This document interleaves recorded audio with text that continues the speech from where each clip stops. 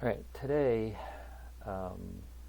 we're going to start learning about Leviticus. So as we get to learn about Leviticus, just want to ask you, what does it mean, Leviticus?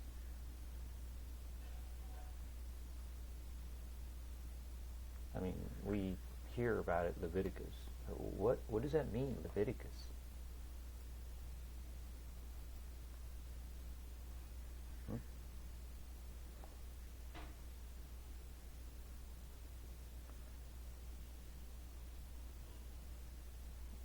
You can, yeah.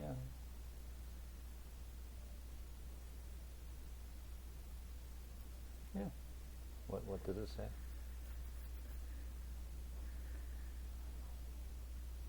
Hebrew words. Oh. Oh.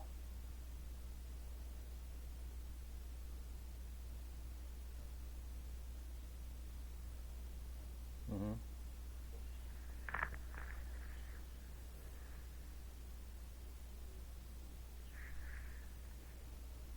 Mm-hmm.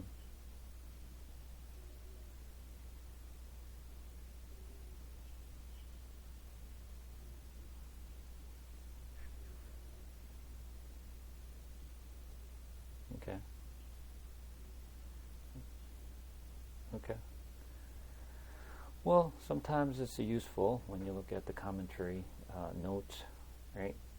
Um, so the word Leviticus is just not really familiar to us, although we always say Leviticus, Leviticus, but what does it really mean to Leviticus? Um, the the book that we learned until last week, it's called Exodus. As we started Exodus, I mentioned, or I asked the question, what does it mean, Exodus?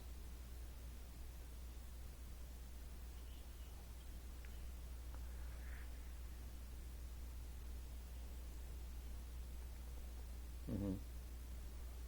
Right. So, as we get to learn about the book, right, there's a title of the book. And Exodus or Leviticus, all these names, it is not the original name of the book. This is something that actually came from Latin word. Leviticus in Greek, it's called the lutikon, and it means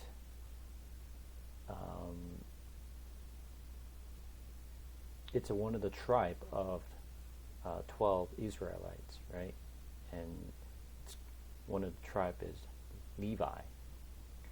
So it is kind of law of the priest. The Hebrew title of this Leviticus, it's called Va'ikra. Va'ikra means God called. So when you look at the verse 1, let's read together. The Lord called to Moses and spoke to him from the tent of meeting. He said, that's the very first verse of the Leviticus. So it starts with the Lord called to Moses. So this word, Va'ikra, means called. Va'ikra el Moshe. God called Moses. And Vaidaberu, he spoke. Yehovah, the Lord spoke to Moses. God called to him and spoke to him. Where? law, Mehoad. Mehoad means under the tent. From the tent, he actually called him and spoke to him. And as I mentioned, as we close out the book of Exodus, how did God actually close the book of Exodus? After they completed to build the tent, and then there was a glory of the Lord, right? And there was cloud cover entire tent of meeting, and because of the God's glory, no one can go in. Moses could not get in. So, as I mentioned last week, what good is it? What good is this tent if you can't get in there? So now, God is calling Moses. God did not call everyone. God only called Moses. Called him out. And then spoke to him about what? Now, this is what you must do when you come into this tent. So God is teaching Moses how you can actually come into this tent and what you must do when you come in. It's not what you feel like to do. It's not what you like to do. But this is what you must do according to God's law. So as I mentioned, if no one can get in, so we need to learn how we can get in. So now God is actually showing and displaying to Moses so that he can teach his people what to do. So where did he call? At the tent. So this is very important for us to understand. This is where he called, why he called. Those are two important things that we must understand in order for us to start this book.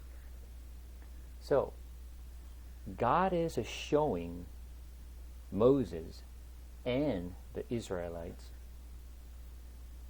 what is the path, what is the way for them to come in to this tent. When you actually think about this, something kind of come to us. In order for them to walking into the tent of meeting, they must enter into the east side of the gate, right? Because that's the only entrance of the tabernacle. There is no other entrance. There's no entrance on the east, the southbound. There's no entrance on the westbound. There's no entrance on the northbound. There is only one entrance. That's eastbound. That's the only entrance. So God is showing Moses, you must come to this entrance, and once you're in, this is what you must do. So let's think about it. At the end of the Exodus, he had Moses to complete the tabernacle, and then he showed his glory. And third, now he called Moses to do what he needs to do. So, have to remember this. Jesus mentioned something. I am the way and a truth and a life. So he mentioned, I am the way. There is no other way. So the entrance is Jesus. You must go through that entrance. There's no other way to get in there except this way. So when we go to John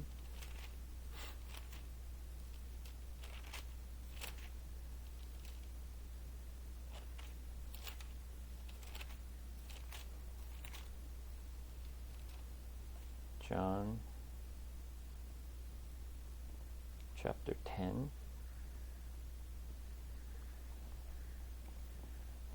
John chapter 10. I tell you the truth. The man who does not enter the sheep pen by the gate, but climbs in by some other way, is a thief and a robber. The man who enters by the gate is the shepherd of his sheep. The watchman opens the gate for him, and the sheep listen to his voice. He calls his own sheep by name and leads them out. When he brought out all his own, he goes on ahead of them, and his sheep follow him because they know his voice. But they will never follow a stranger. In fact, they will run away from him because they do not recognize a stranger's voice. Jesus uses this figure of a speech, but they did not understand what he was telling him. Therefore, Jesus said again, I tell you the truth. I am the gate for the sheep. All who ever came before me were thieves and robbers, but the sheep did not listen to him. I am the gate. Whoever enters through me will be saved. He will come in and go out and find pasture. The thief comes only to steal and kill and destroy. I have come that they may have life and have it to the full. So, the gate, he is the gate. So we must pass through his gate, and that's the only way to get into the tent of meeting. So as I mentioned, we must enter into this tabernacle to encounter God. Without encountering God, there is no forgiveness. So the question is, then how can you get in there? Without this full instructions that God gave it to Moses, how they can come in, let's assume I have a better way, I have a better idea how I can get into this place, using my own wisdom, my experience, how I think I should do. If I utilize my own skills and my ideas and my thought to get into this tabernacle, what would happen to that person? They will die. You don't utilize your experience, your knowledge, your wisdom. You don't do that. You must follow God's instructions. Today, I was actually trying to renew my passport. So I went to the government website to fill out the form, the passport renewal form. So as I was actually entering all this information, and then you have to print it out and you have to take it to wherever, the office where to process the passport. So as I was actually going through and reading the instructions, and they stated it, one of the sections says, when you print, you must print this on a single sheet of the paper. You cannot print front and back. If you print front and back, this form will not be accepted. So, let's think about it. Me as a person who's actually filling out all this form, then I need to take it to the office to renew my passport. But if I ignore their instructions and say, well, you know what? Just for the sake of saving this world and the tree, I don't want to waste this paper, so I'm going to print front and back. For the economic reason, is for the better for the earth. I think that's a better way of doing it. So if I print it and front and back, and if I take it to the office, what happens? Will they accept my application?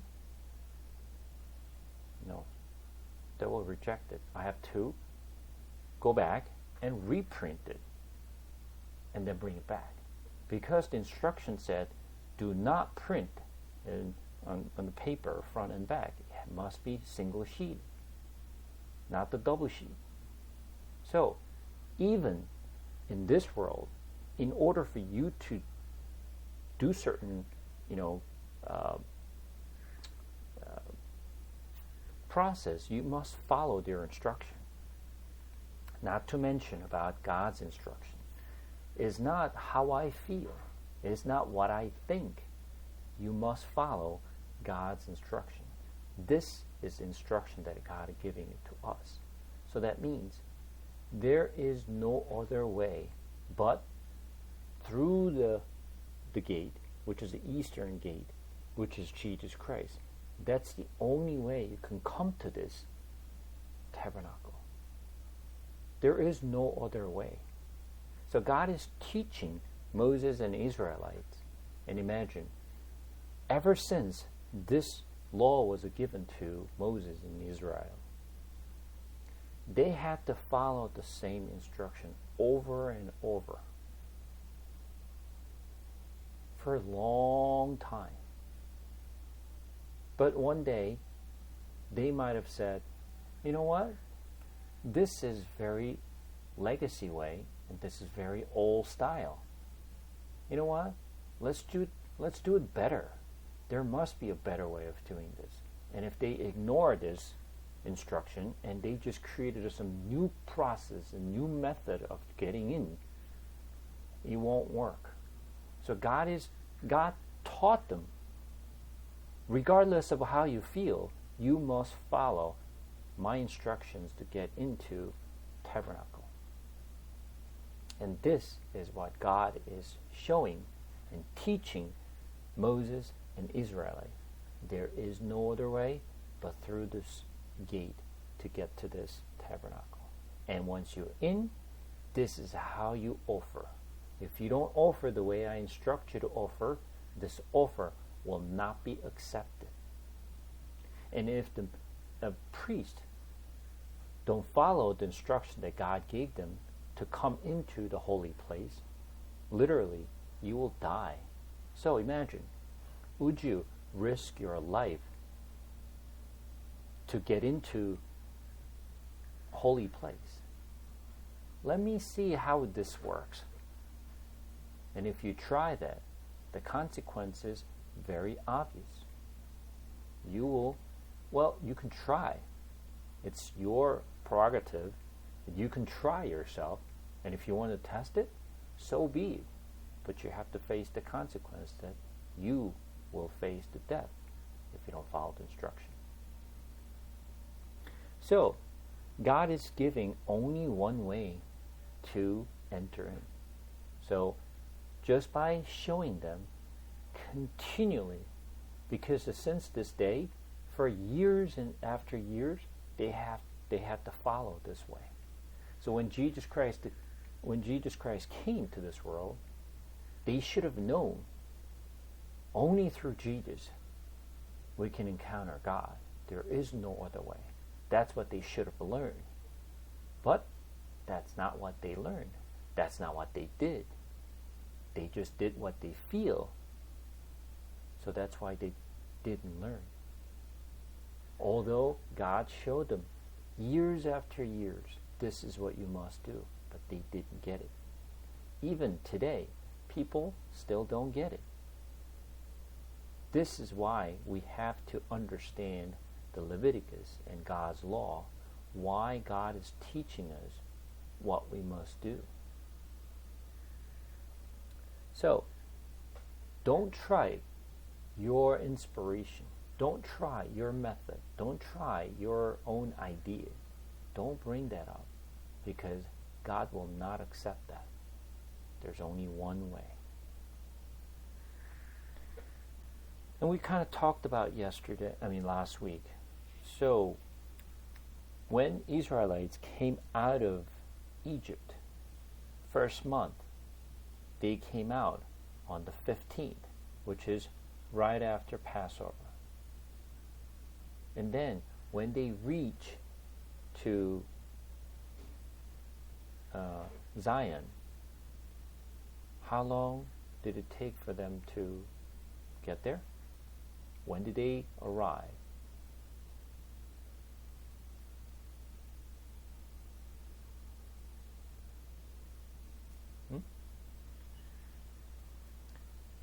After Israelites left Egypt, they travel, right, to the mountain of Horeb.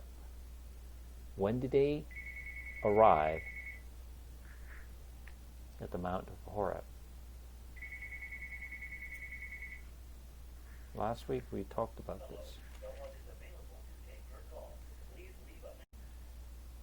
When you look at Exodus chapter 19, verse 1, what does it say?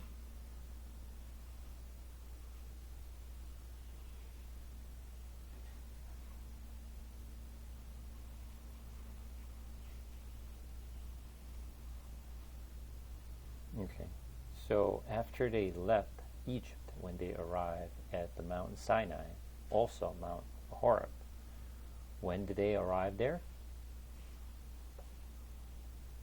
Third month of the same year that they left, right?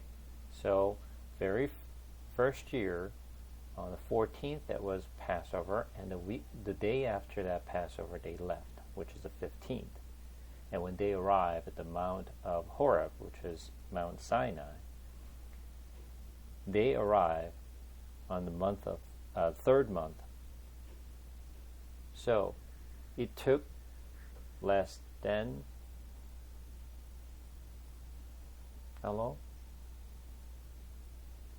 2.5 months to get to the Mount of Sinai.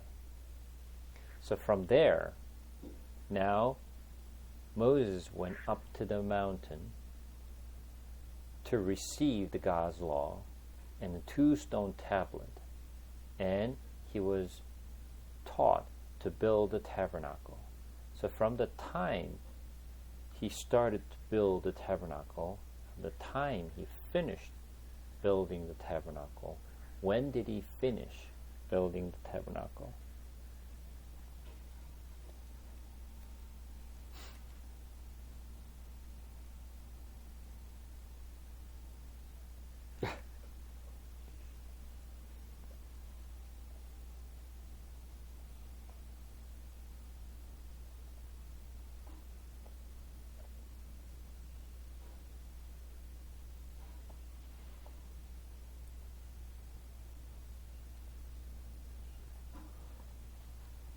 Correct. So when you look at chapter 40, verse 2, it says, set up the tabernacle, the tent of meeting, on the first day of the first month. Right? Which first day of the first month? Verse 17. So the tabernacle was set up on the first day of the first month in the second year. Right? So the first year they left, and the following year, the second year, first month of the first day, they finished building tabernacle. Right? So from there, now turn to Numbers.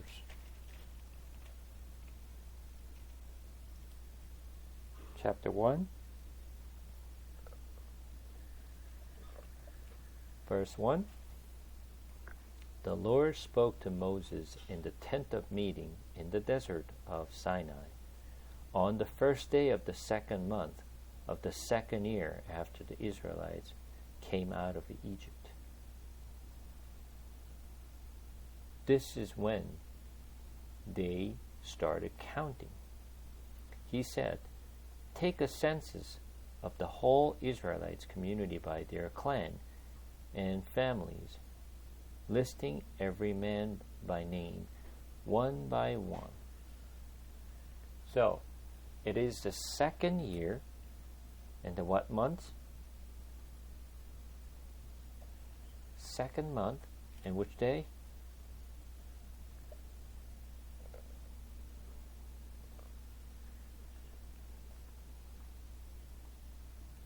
It is the second month and second year and first day. On the first day of the second month. Right? So when did they finish building the tabernacle? Second year, first month, first day. So when did they start counting the Israelites? Second year, second month, first day. So there's a gap between the time they built the tabernacle and from the time they started counting all the Israelites, which is about a month gap. Right? Second year, first month, first day, to the second year, second month, first day. So there's a 1 month gap. So that means Moses actually taught the Israelites during that 1 month period about this Leviticus, the God's law. Do they know about God's law?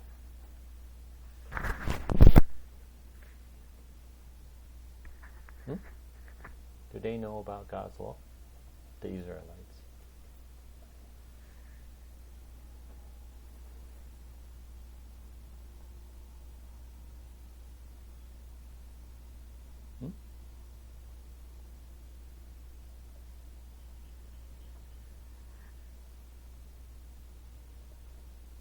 They don't know anything about God's law.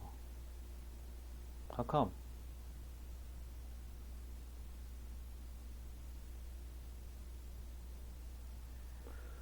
Because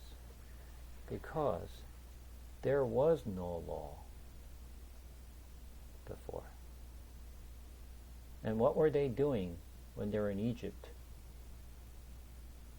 They were slaves. Was there any God's law at the time? No. There was no law. Because this is the first time ever God gave the law to Israelites. So therefore, they do not know anything about God's law, how to follow it. So now he's starting God is actually restructuring Israelites physically and mentally, rebuilding, reshaping Israelites. So they don't know anything about God's law. They're like so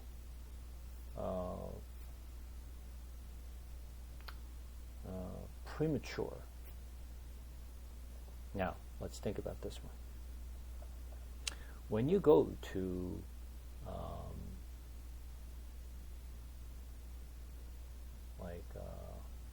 preschool, right? When you go to preschool, what do you see when you walk to the preschool? What's there?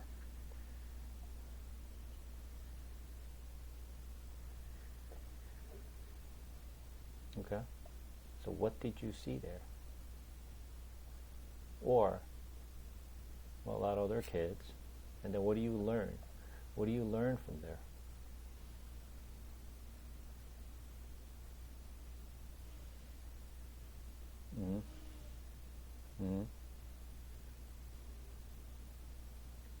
When they teach something, how do they teach?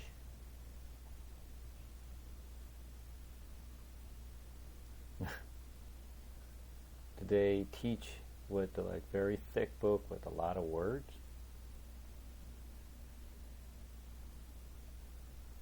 Well, they're not a whole lot of word out there, but what's there? A lot of pictures, paintings, right? And lots of colors. lots of toys, right?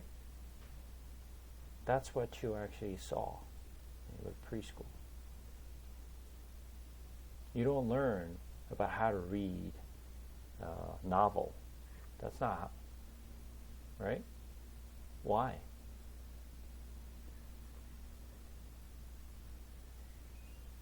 Why is that?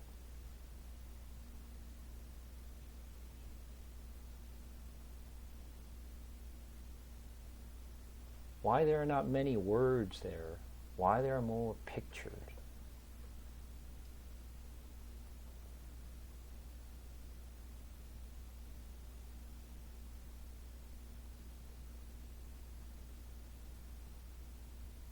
Because they're not ready to read yet. They don't know how to read. Right? The babies just easy to learn with pictures, colors, shape, toys, right? That's how they learn. They don't learn the words first. They learn to look at things, touch things, right? So there's a lot of pictures, paintings, toys, lots of colors. That's how they should be learning, because they know nothing. They haven't even grasped how to read alphabet yet. Not to mention about reading, book. Right? That's how we teach our kids. God is teaching Israelites the same way.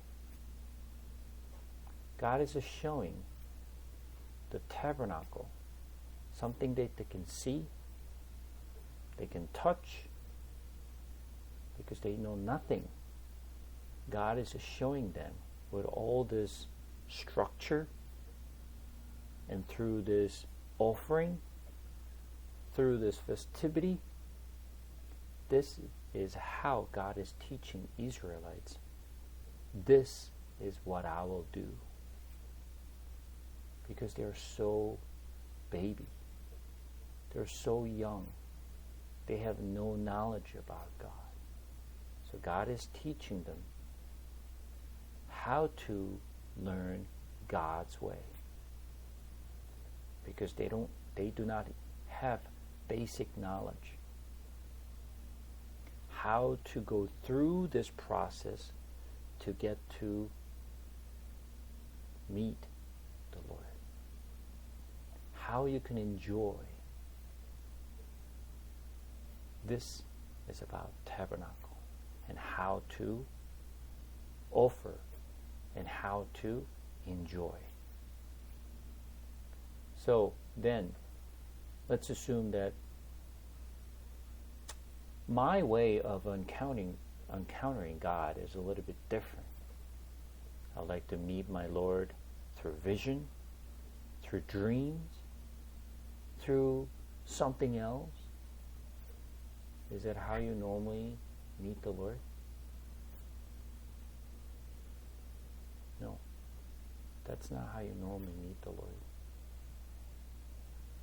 This is why God is showing the Israelites, don't try to seek for dreams or visions, but through this process you will encounter the Lord. So, slowly, step by step, God is walking them with His hands. Follow me, step one by one, just walk with me, because they're like a child. So God is teaching them step by step, and very easy way to come to the Lord. But is God expecting them to grow from there? Yes.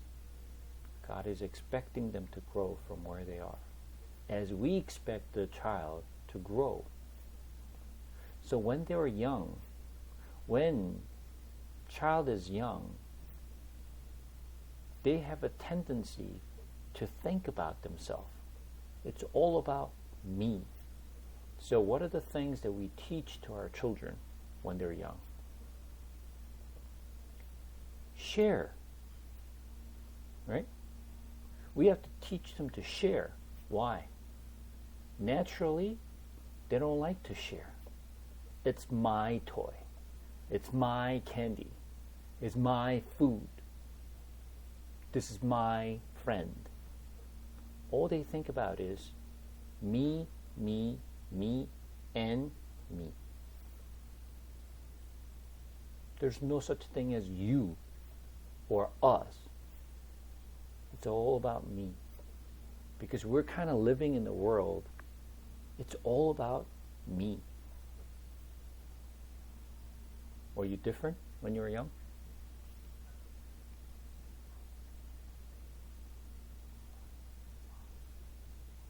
Most of us are like that. But as we get to learn more, as we get to learn to share with others, now what do we learn?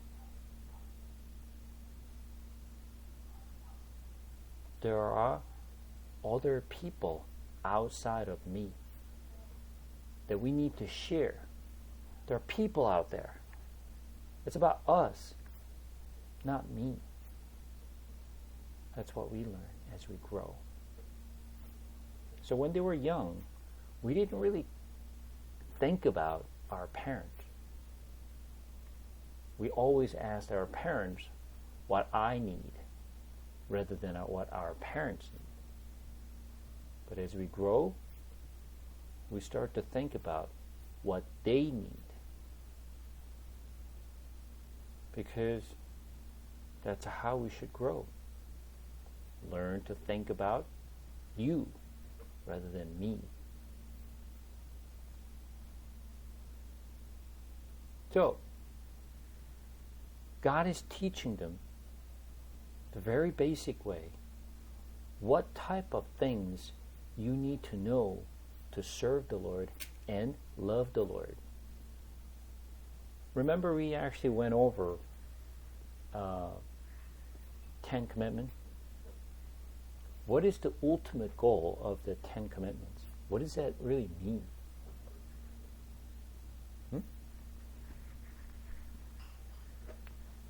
What is the meaning of the 10 Commandments?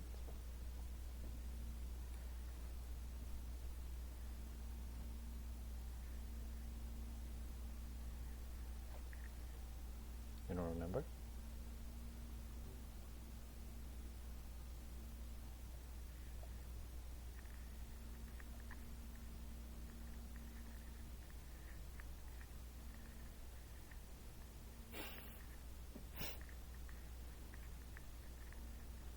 First command is what?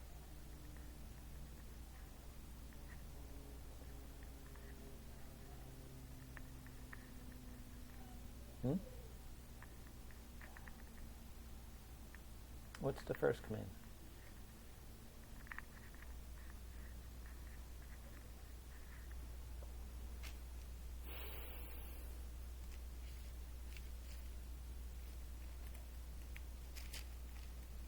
Yeah.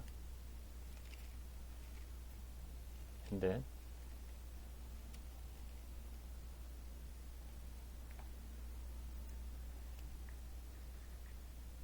The first one was, you shall not make for yourself an idol. Right? And then, you shall not misuse the name of the Lord. So there are a bunch of commands that God gave us. So at the end, as I was explaining to you about this 10 Commandments, what does this really mean? If you summarize all this, if you sum it up, all this 10 Commandments, what does that mean?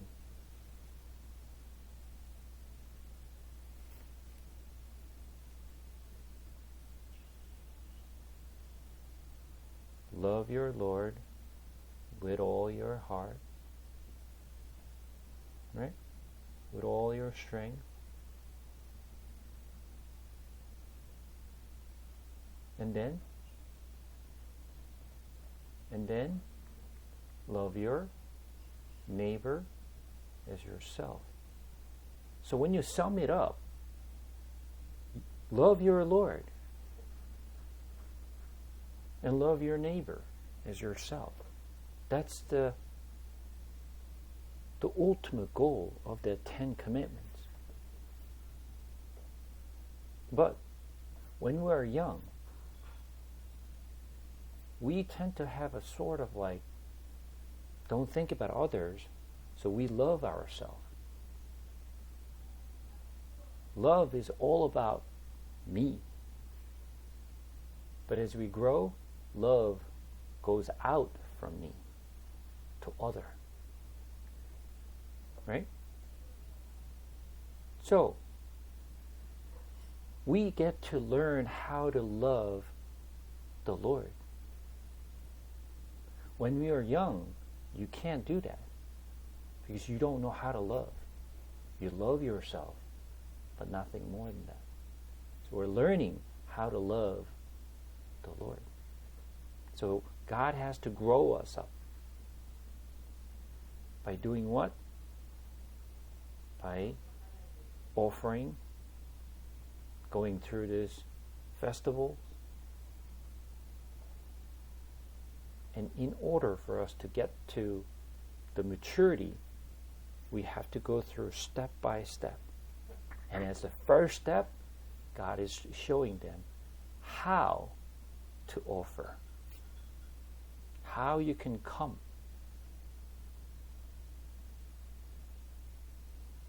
So then, let's ask this question. Why do we have to learn about this offering?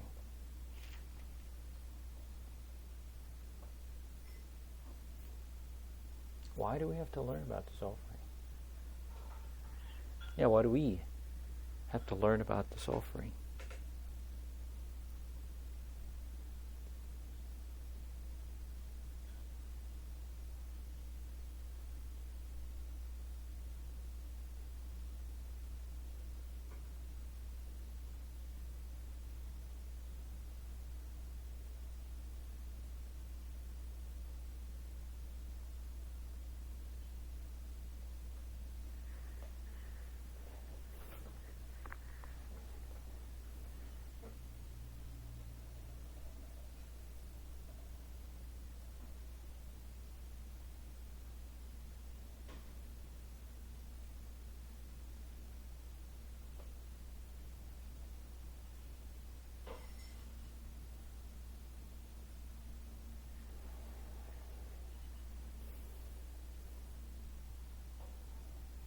Okay, so can we just bypass the burning altar and basins and pass everything and just go directly into the Holy of Holy place?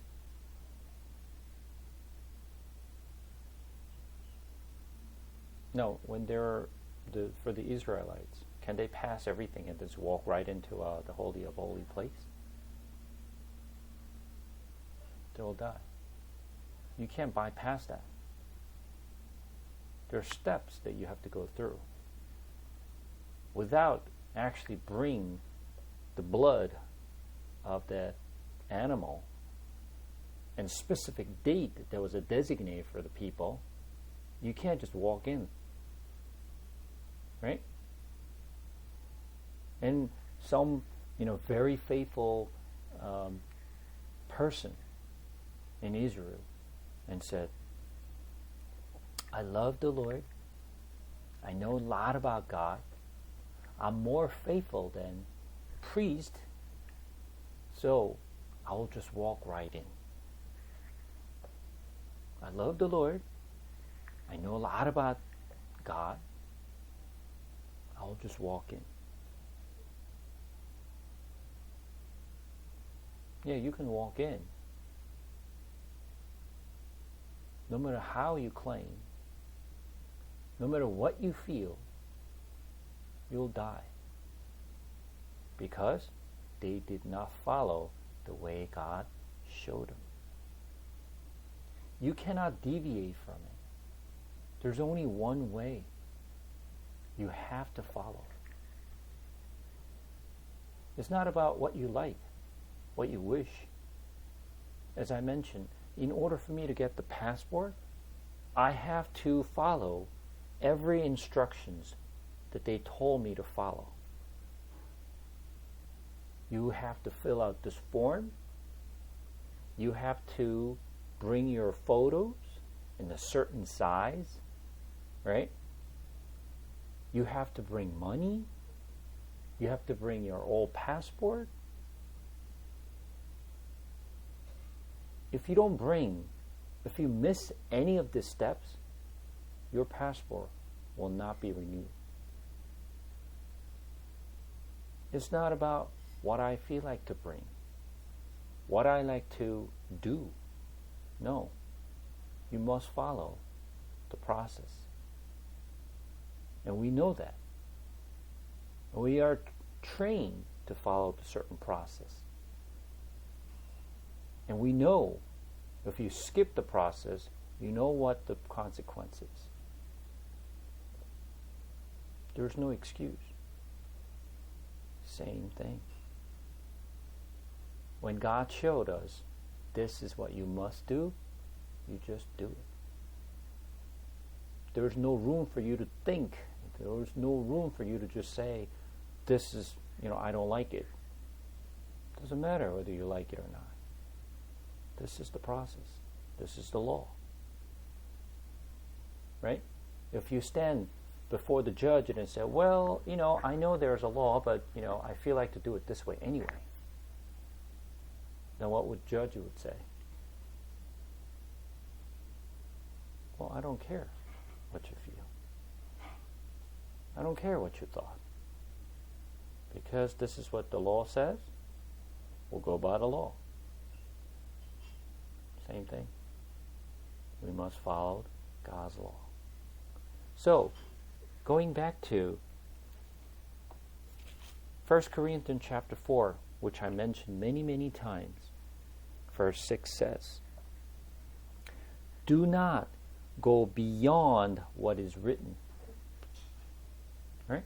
Do not go beyond what is written. That means stay within the perimeter.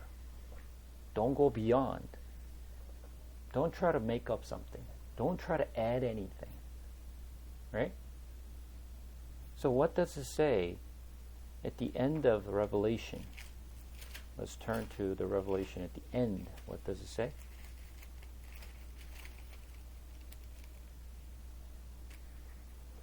Revelation chapter 22, verse 18 and on. It says, I warned everyone who hears the word of the prophecy of this book. If anyone adds anything to them, God will add to him the plague described in this book. And if anyone takes words away from this book of prophecy, God will take away from him his share in the tree of life and in the holy city, which are described in this book. So what is he saying? What is he saying? Do not add anything. Do not subtract anything. Do it the way it says. But we always try to add our idea. You know what? I have a better idea. There's no better idea. Do it exactly what it says. Go by the law. So, what God is teaching, there is no way but through the sacrifice of righteousness. That's the only way you can come to the Holy of Holies.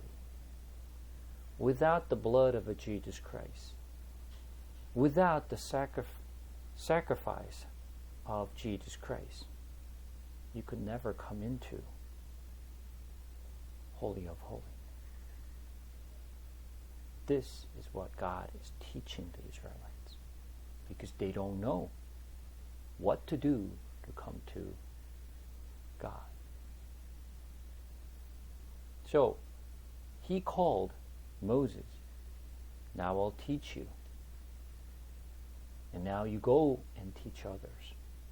This is the law. And Jesus said something. Romans chapter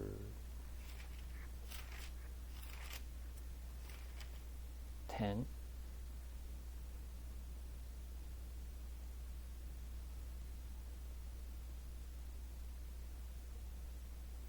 I'm going to read. Brothers, my heart's desire and prayer to God for the Israelites is that they may be saved, for I can testify about them that they are zealous for God, but their zeal is not based on knowledge, since they did not know the righteousness that comes from God and sought to establish their own. They did not submit to God's righteousness. Christ is the end of the law, so that there may be righteous for everyone who believes. What does he say?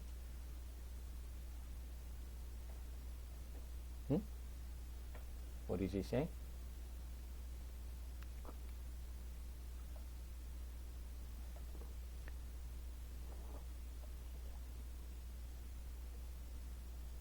Christ is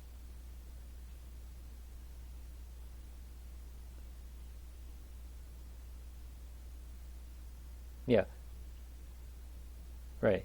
So the Christ is the end of the law, so that there may be righteous for everyone who believes. When it says end, Christ is the end of the law. Does that mean there's no more law? The law is not required? What does that mean? End of the law.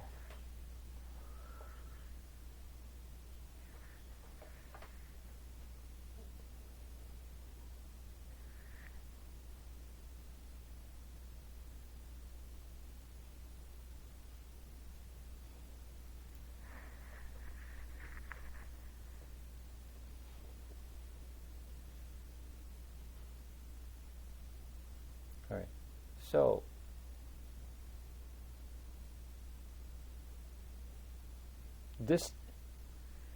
the Christ is the end of the law, right? When it says end of the law, it used the word telos. Have you ever heard of word telos? What does that telos mean?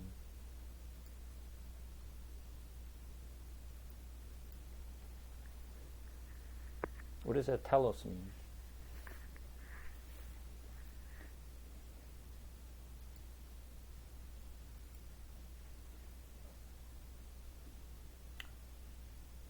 Okay. What about this? Telephone. Television. What does that mean? Telos. That's where the tele come from. Telos means it's reaching to the end. So when I telephoned you, I'm reaching my destination to you. Telephone means telos, phone. What is a phone? Phone is sound. my sound is reaching to the destination, to you. Do you understand what I'm saying? Yeah, the ultimate locations, ultimate destination, where it must reach, is getting there. It's the end. It's getting to that point. My sound has to reach to you, the person that I'm speaking to. My sound has to reach to you. Because if it doesn't reach you, if you don't hear what I say, then we can't have a conversation. Because you can't hear what I say. Right? So when I speak right now, you hear what I say. Because my sound is reaching to you, so that you hear what I say. So, although it's a long distance, you still hear me. So once I tell you, you can hear what I say.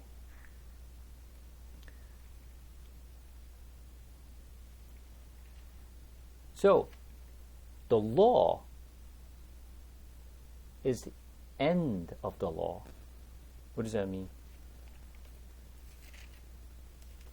The destination, or what is ultimately supposed to reach, is reached. That ending point is what?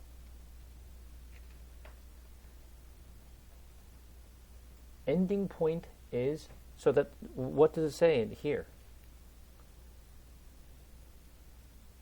And we just, Romans chapter 10 verse 4, what does it say?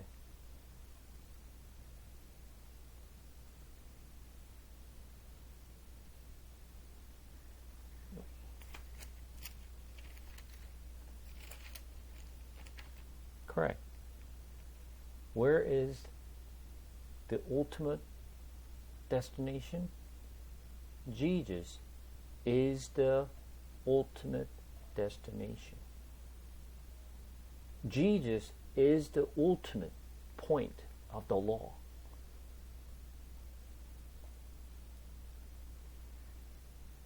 So, let's talk about this one for a moment. What did John the Baptist say about himself?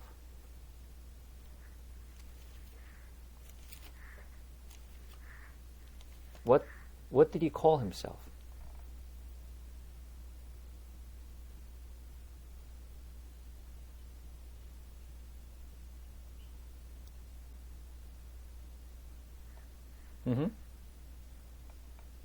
And he said something. I am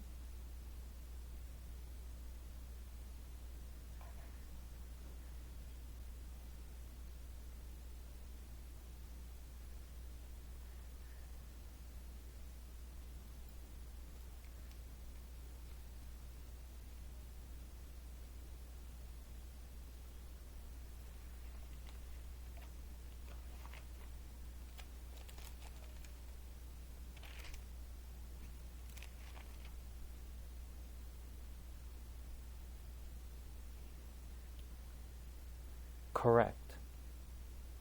So let's talk about what he said. I am what?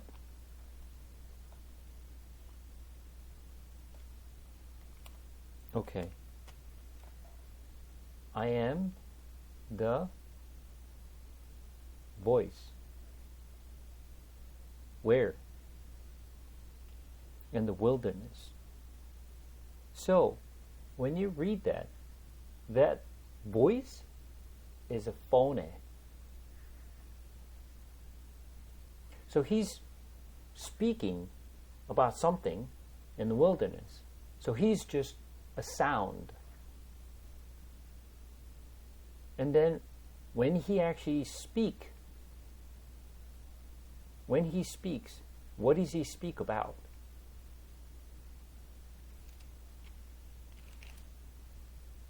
What did he actually testify about? About Jesus. And after he said all about Jesus, what happened to him? He died. He disappeared. Right? And then Jesus appear and speak to others. So John the Baptist was a sound. He was a phone in the wilderness. He talked about Jesus. Like, for example, now I'm speaking to you. You hear my sound, okay? Is the sound important, or the meaning of what I say is important? The meaning of what I say is more important than the sound itself. Sound is nothing more than just a mechanism to deliver the message to you. Without this sound, you will not going to hear the message that I'm telling you now. Is that correct? So what's really important is the message itself, not the sound itself. Once you hear the message, what happens to the sound? Sound goes away. It just disappears, right? It did what it's supposed to do. It delivered the message, and then it's gone. Nobody cares about the sound itself. What cares about is what message did I hear from that person, right? So, John the Baptist was nothing more than a sound. He didn't want to show himself off. He did not teach about himself. He taught about the Messiah, the coming Messiah, Jesus Christ. Once he delivered that message, then he disappeared because he had done what he's supposed to do as a phony. He delivered he delivered a message through the sound. Then once he delivered, no reason for him to stay. He just walks away. He disappears. You get the message? So, the law, the ultimate goal, where it needs to get there is what? Is Christ.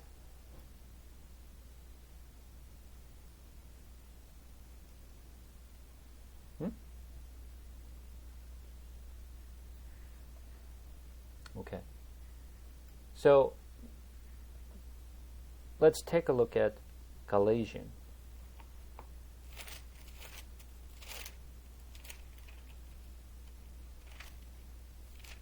Galatians.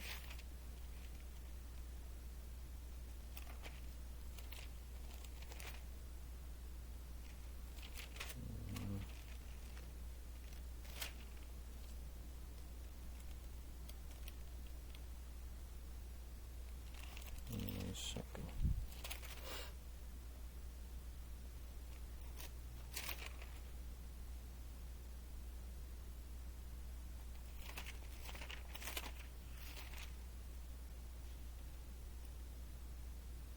Galatians chapter 3.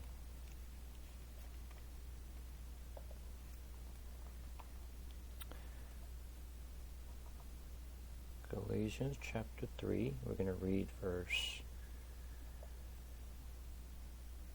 24. It says, "So the law was put in charge to lead us to Christ." Law is what?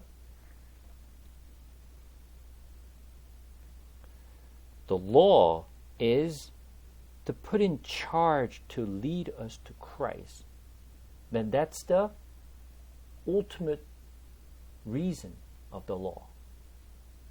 The purpose of the law is to bring people to Jesus. Remember I mentioned about that adulterous woman who was caught by the Jewish people. They brought in front of Jesus Christ.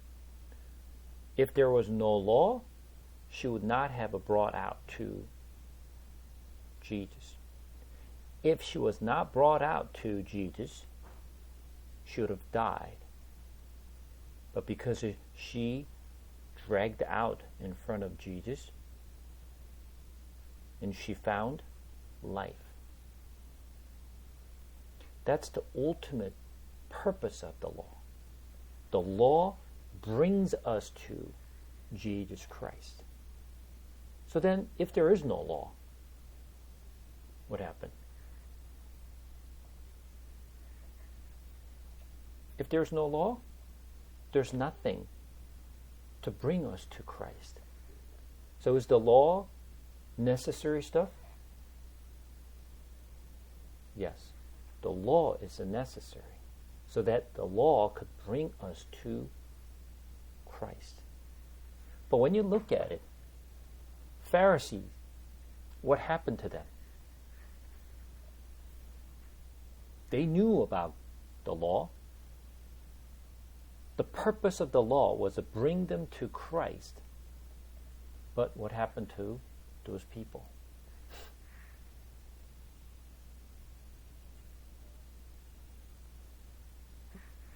Right. What they focused was just delivery mechanism, the sound itself, rather than trying to focus on the meaning of the message, but they focus on the sound itself. Right? If you focus on the sound itself, if you're analyzing about the sound, the pitch, right, and the rhythm, and if that's what you're focusing, rather than really focusing on the message, what good is it? You analyzing the sound, right? There's no meaning to it. That's what Pharisee was focused on. How accurately measure this sound? How do we capture this? Capacity, variety, the pitch, the tone. They're focusing on the wrong thing. That's why they never got to Jesus. So what it's really important for us to understand is not learning about the Leviticus and the law and the offerings and a festival, but what we must focus on is, why did God give us this offering? Why did they teach? Why did God teach the Israelite to give offering? Is offering itself important, or what God is really teaching Israelite through this offering is important?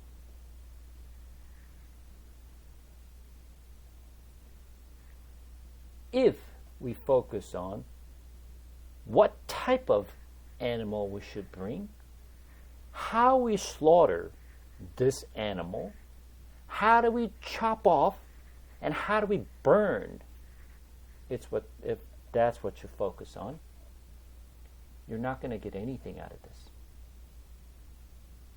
It's not important about what type of animal.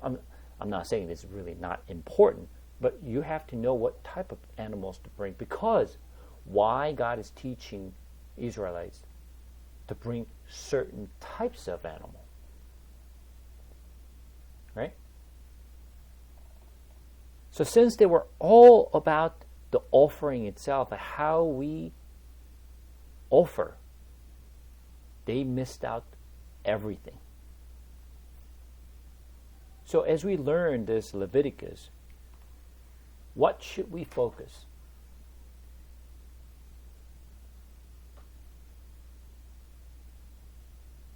Well, yes, we need to focus on Jesus, but what do we need to focus? Why we have to offer this? For what? Right? That's the part where we need to focus on. And God is teaching us through this why this offering is necessary. Because Jesus have to come and fulfill the ultimate goal of this offering. That's how we are going to understand, this is what Jesus did. Let's assume that if you skipped everything, if you just skipped the entire Old Testament, know nothing about Old Testament, don't care about Old Testament, and skip everything, and then you jump right into New Testament, and Jesus Christ died for us, and He resurrected, then we only know the half of the story, not the other half. Why did God taught all this and had them to do this for years after years? So they cannot deny it.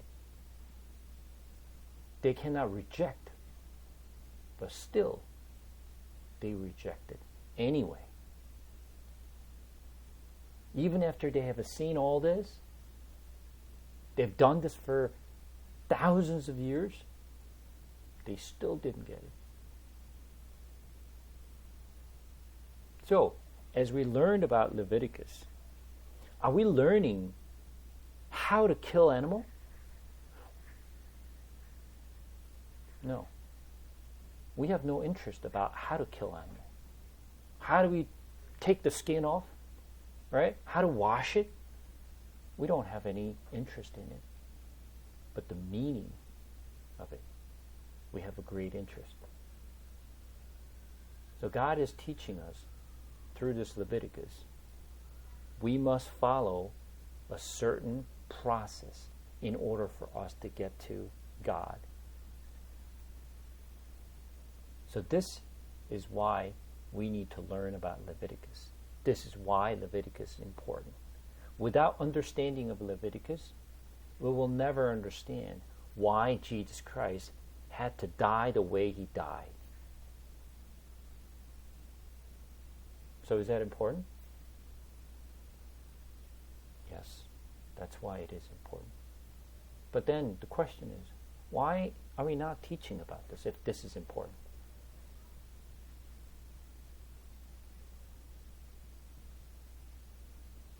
In our church, why are we not teaching about Leviticus? And as I asked you before, you don't really remember if the pastor ever mentioned about Leviticus in their sermon. Rarely you hear about Leviticus. If it is really important, why not talk about it?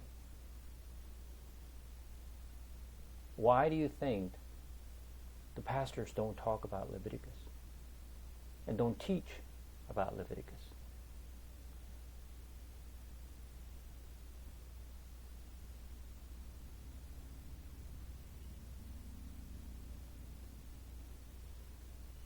Because what they see is, oh, we don't do offering today. We don't need to know how to kill animal, how to burn this animal. It's not really important. Right? There's nothing to talk about it. We're not doing this. So what's the point of learning all this? So what are they seeing?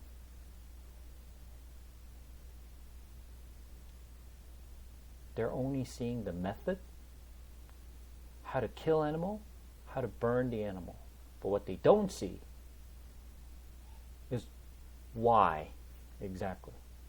Why are we doing this? Why did God show Israelites to do this? That whole piece was just missing. That's why people don't teach about Leviticus, because they don't see the message. They only see the sound. The phone is what they see. They don't see the message. So now we're going to focus on, as we learn about all this law, we're going to focus on what is the message that God is trying to teach us. That's the point that we need to focus on. We need to open our eyes to see the things that God is showing us through this offering. And in this offering, as he opened up, the first thing that God teach the Israelite is about offering. There are 5 different types of offering. The first offering is the burnt offering. Second offering is about grain offering.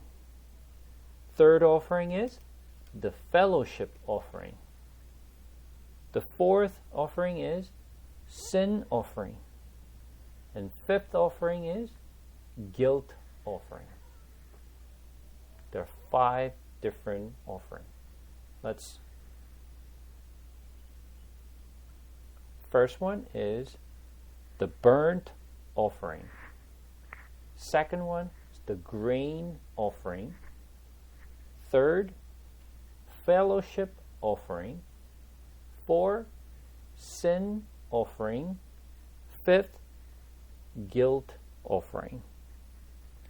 There are 5 different offerings.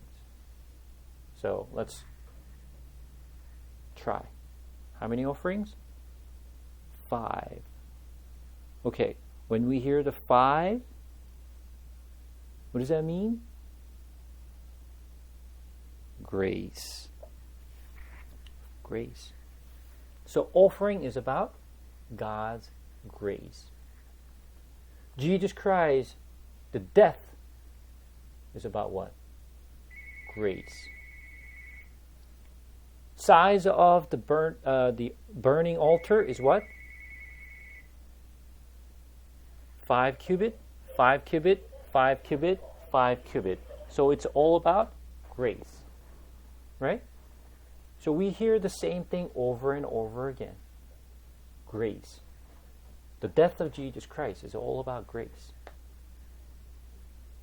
So, remember when we were learning about tabernacle, the way he described about the tabernacle, what he actually mentioned first. So, when God told Moses, he talked about Ark of Covenant, and then he talked about showbread table. He talked about golden lampstand, and then he talked about overall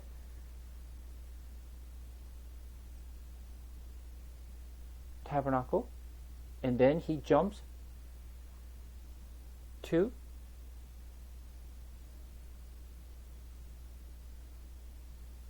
priest garment, and then he talked about burning altar, and then he talks about altar of incense, and then he talked about laver. But when Moses building the tabernacle, what order did he build? Ark of Covenant, showbread table, golden lamp, and then what was the next?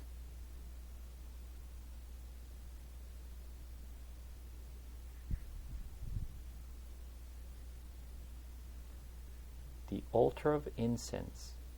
The altar of incense. The order was different than what God told him.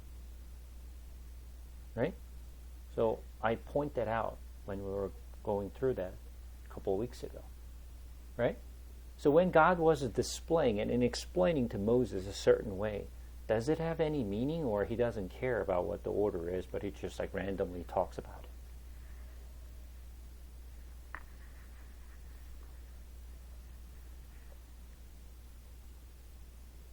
When God mentioned it to Moses, did he just randomly just to pick the order and just told Moses? Or was there certain meaning, how and why he actually described the way he described to Moses? Right? God did. It's not something he missed. He purposely, he saved for the last. Why? Because that altar of incense was representing church and us. Same thing. This is what God calling Moses and trying to explain to him what this offering is about. So he started to talk about the burnt offering first. Right?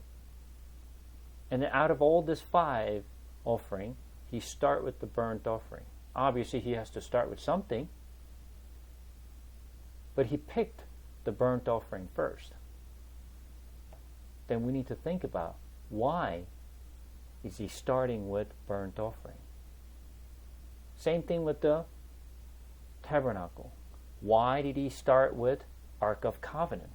Why didn't he start with random order? Why did he start with the Ark of Covenant? Why did he start with the burnt offering? So, just to summarize, before we learn all this, what this offering is about, so let's just kind of like, get some brief idea of what this offering is about. The burnt offering is something that you have to give and burn everything. You have to burn everything except the skin of that animal. Everything else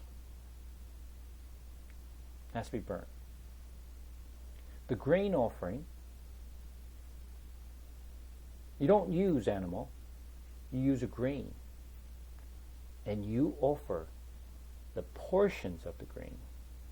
You don't burn every grain that you brought. You only burn the portions of the grain that you brought. And others, give it to the priest. The fellowship offering, you bring animals, but you don't burn everything.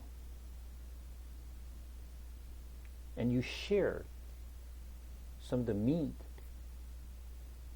Not only you give it to the priest, the rest you share with others.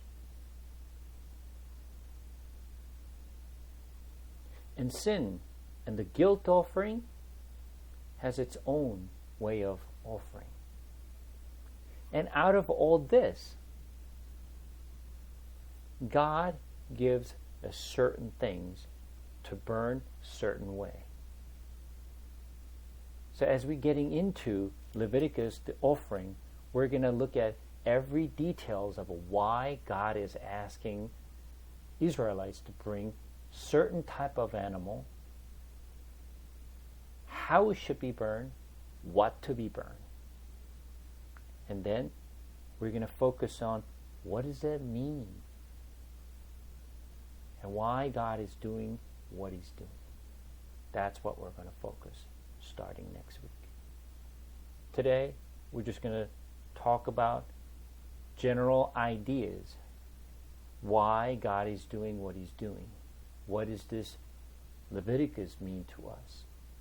Why he's starting with the certain types of offering. And as we get into more details of the offering itself, we're going to focus on every little detail. Or up to this point, do you have some basic idea what the Leviticus and what the offering means? And how we should actually read this Leviticus? Do you get some idea? As I mentioned in the past, when we heard the Aesop's fable, we don't focus on the animal that was portrayed. The meaning of that message. Same thing with this. We're not going to focus on the animal itself. We're not going to focus on how to slaughter the animals. But rather, why? What is he doing? And what does he want us to know through this process? And what is his heart? That's the area where we're going to focus on. So, any question?